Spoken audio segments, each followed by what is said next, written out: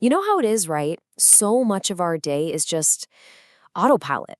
We get up, we move, we work, we click away, but how often are we really there for any of it?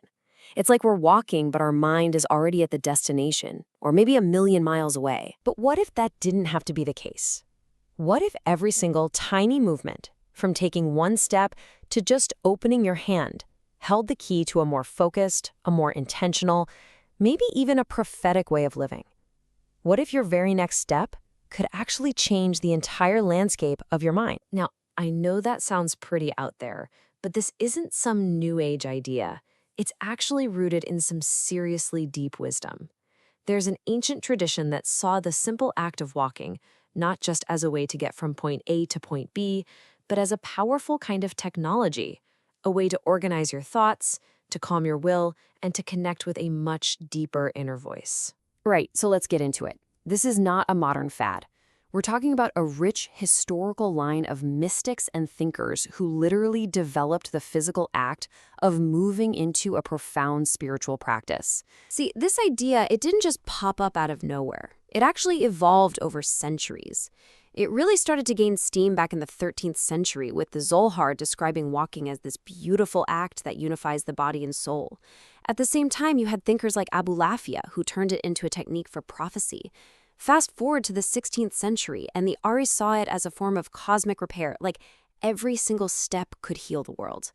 And this wisdom just kept getting deeper, with the 18th century sage Ramkal seeing it as a curriculum for self-improvement, and all the way to Rabbi Kook in the 20th century, who saw it as the ultimate way to bring spirit down to earth. So all of that history, right? It all boils down to this one really powerful principle, captured perfectly by the Ramchal. External movement awakens the internal. That's the core insight. A conscious physical action has the power to ignite a change in our inner world. It's the bridge that connects the body to the mind. Okay, and this is where it gets really fascinating, especially for us today. Because this ancient intuition, it's not just some nice mystical poetry.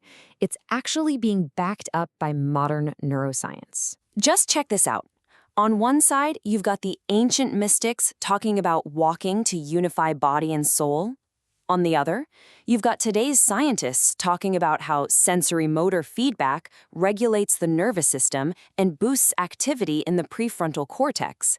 I mean, it's just two different ways of saying the exact same thing. When you move with intention, you bring your mind and your body into a state of calm, focused alignment. So, what's actually happening inside your brain when you do this? Well, when you move with intention, you're not just having a nice thought. You're actually engaging in practical neuroplasticity. You are literally rewiring your brain. This fires up your prefrontal cortex. That's the CEO of your brain, so you make better choices. At the same time, it calms your body's whole stress response. And what do you get? Better emotional regulation and a much sharper focus. It's not magic. It's just brain science. Okay, so we've got the why down. Now let's talk about the how. How do we actually take all this amazing wisdom and science and turn it into something we can use, like right now? It's all about building your own little inner temple, a space for quiet attention inside yourself. The key practice here is something the source calls active listening. And I want to be clear, this isn't about just being quiet, the absence of noise. It's more like a dynamic, pulsating silence. It's a state of full, locked-in attention that sharpens your ability to make a conscious choice in every single tiny thing you do. And the way to practice this is by focusing on three main gates to your inner world. Think of it like this. First, there are your feet. They represent your habits, your direction in life. Then you have your hands, which represent what you create and how you influence the world. And finally, your tongue, which holds that immense power to build people up or tear them down with words. And all of this comes together in this incredibly simple but really powerful daily practice. Seriously, it takes like 1 minute. Let me walk you through it. First, just stop where you are. Stand still. Take 2 long, slow exhales. Good. Now take 3 very intentional steps. Inhale as you lift your foot, and exhale as you place it down. Next, take one hand and consciously open and close it 5 times. Really feel that intention. Okay, now for the tongue. Just form a sentence in your mind, but don't say it out loud. Notice that feeling of power and restraint. And finally, ask yourself a simple question. What is the right next step? And then just take one small, deliberate action. That's it. That's the whole practice. Okay, so doing this for yourself is huge, right? But the story doesn't end there. The implications are actually way bigger.